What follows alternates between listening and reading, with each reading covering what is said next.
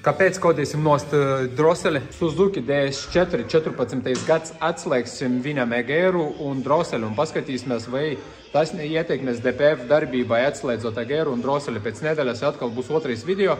Šitai mašīnu iztestēsim. Šobrīd viņam kļūdas met uz droseli. Atkodēsim pilnvērtīgi un testēsim kādu nedēļu un būs atkal video, vai DPF darbojas, viss kārtībā. Uztaisīsim DPF-am diagnostiku, paskatīsimies regenerācija pirms, cik sodri ir, un tad, kad atbrauks otra reize, paskatīsimies pēc cik ilga laika bija pēdējais regenerācija un cik sodri ir.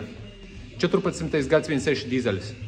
Kāpēc kodēsim nost droseli? Tāpēc, kad citādi servizā taisīja diagnostiku un uztaisīja egēru droseles darbībā, un Džeki nomainīja egēru, viņš tur ir tālāk aiz droseles, un mēs noņemam droseli, un drosele pati virinās, un elektroniska daļa normāli nestrādā. Tādēļ mēs viņu atkodēsim, bet jauna drosele maksā no 350 līdz pat 600 eiro.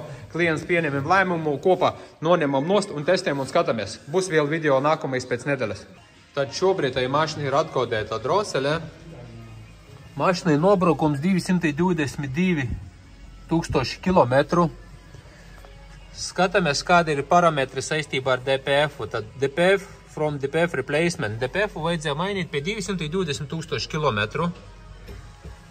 Jau iet uz sarkanā un pagaidām sodri ir 79% aizsarējums no 100%.